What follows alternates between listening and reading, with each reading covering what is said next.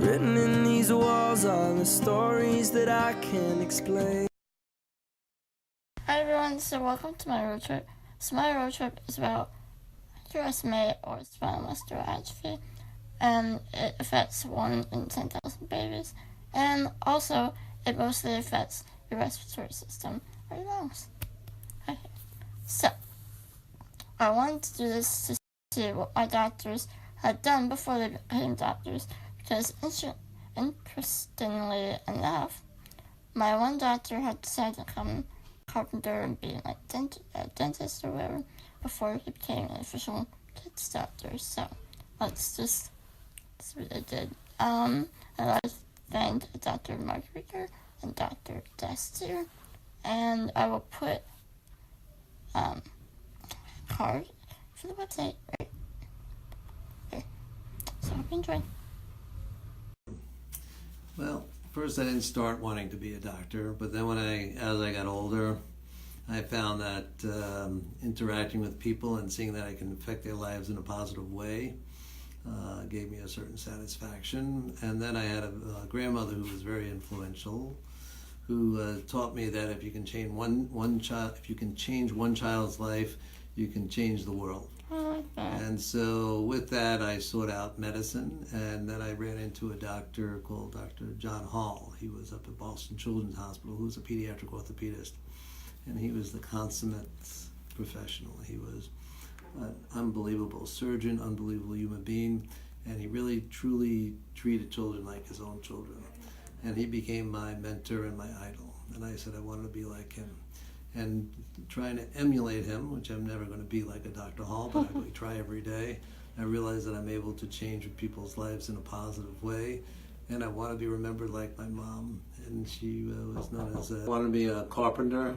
Oh, okay. And the fellow who I wanted to mentor with said I should use my head, so I ended up drifting into dental school. Didn't like it too much. Then I drifted into medical school because I was doing better than most of the dental students and medical students. And then I did a rotation with my pediatrician, who was a very important person in our lives, who was sort of part of the family. Then I wanted to go to pediatrics because I liked working with children. Again, with my grandma's influence, changing the world through a child. He said, yeah, maybe not. And then, but I like working with kids, and I like being a carpenter, and then I started taking orthopedics. And orthopedics is like almost human carpentry. It's at a higher level. Yeah. So I got the best of all worlds in my life. I got to be a carpenter and work with kids every day of my life. That's and change good. the world. Yeah. Doesn't get cool than Yeah, that. it doesn't get better than that, right? No, it doesn't. And then just tell us about SMA a little bit. Well, SMA is an entity in which it affects the muscles and has a negative impact on people, but then there's human beings like you, which are inspirations that you try to help and able to change the world in a positive way. And we were always taught when I was a kid from a very special person, Jack Rothman, that you never give up, you never give in, you always conquer and you move on. And SMA has its disadvantages in the sense that it slows people down, but then there's inspirations like you that I look at that every day makes me feel good at what I do, because you will push on and you fight, you never let anything get you down.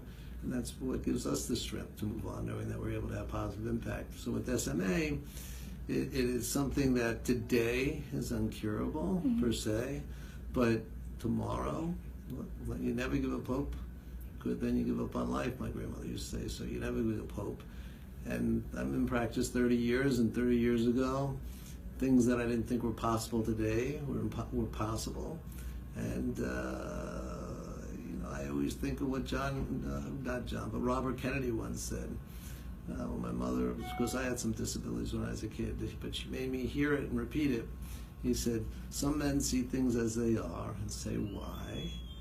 I dream things that never were and say, why not? And so when I see things that aren't necessarily right today with SMA, it's not cured, but there have been some changes as far as diagnosis. That's the next step. So it's not perfect today, but I have confidence that one day that it will be cured and be in such a way that people can have restored lives, and people understand that it's incremental. So SMA affects people in different ways, but it's more of their musculoskeletal system. But look at you. bright, intelligent young lady. It doesn't affect their mind, and it inspires people in a positive way. Mm-hmm. Did that answer that question? Did I just say everything wrong?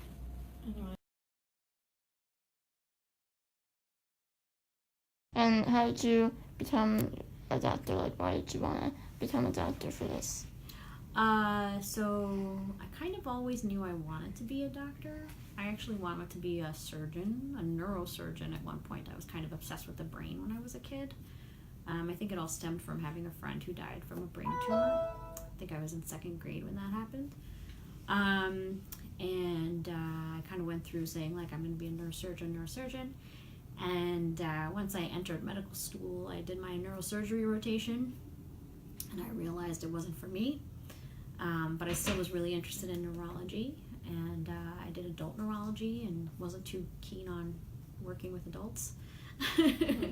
And then I spent time in pediatrics, and I was like, wow, I love kids. So I decided to do pediatric neurology, and I actually came across a few kids with SMA when I was a first-year pediatrics resident, and I absolutely fell in love with them and their families. So I realized that they were who I wanted to spend the rest of my life with. I'm not even saying this because Kelly's videotaping me. Basically, I was like, who do I want to get phone calls and who do I want to see for the rest of my phone calls from, and who do I want to see for the rest of my life? And I was like, it's these kids. And basically, it was like absolutely 100% the right decision, because I've been very, very happy. I don't think there's a lot of doctors that are happy out there, but I'm incredible. So can you tell me a little bit about yourself and Spinoza? Sure. So my name is Naz Daskier. I'm a pediatric neuromuscular specialist.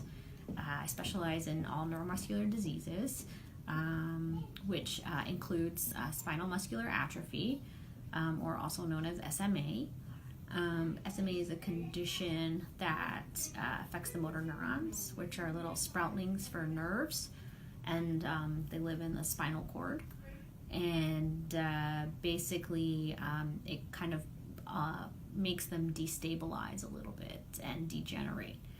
And what the drug Spinraza, which has just been FDA approved in December of last year, has aimed to do is to stabilize those motor neurons by tricking the body to create a protein that looks similar to the protein that's missing.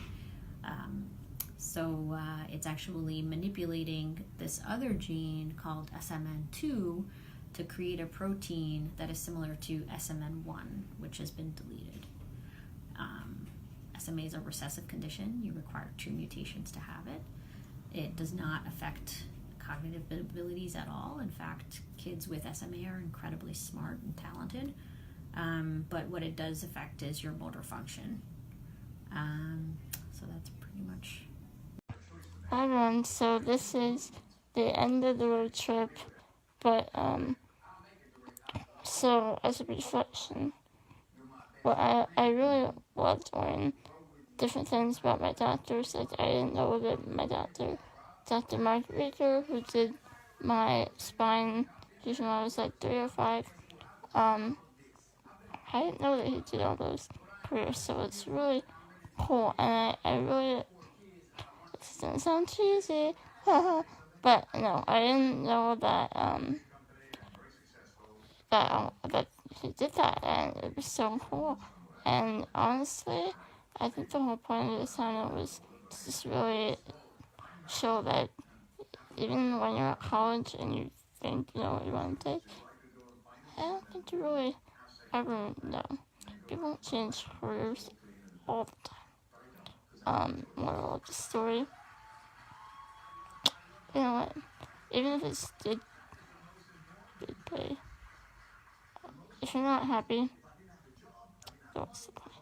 Honestly, if you're doing a job that you don't love, why are you doing it? Yeah, if it's good money or whatever. No. Why would you do that if you hate it? That's very... So, reflection and tip of the day. Tip of the day. Okay. My tip of the day is to always chase after your dreams. Just as it might sound Like Nike, just do it. If you're not doing what makes you happy, then why are you even doing it? What's the point? If you're not living the life that you want to live, then what's the point?